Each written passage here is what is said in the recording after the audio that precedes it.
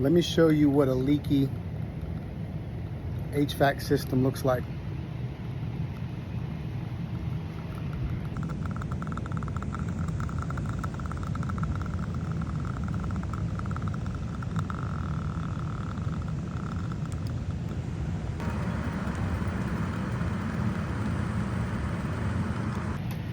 All right, so what happens when systems leak?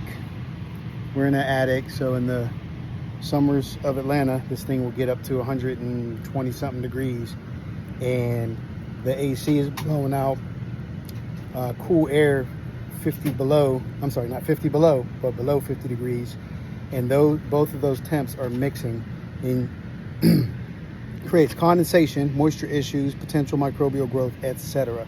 And this is what it looks like.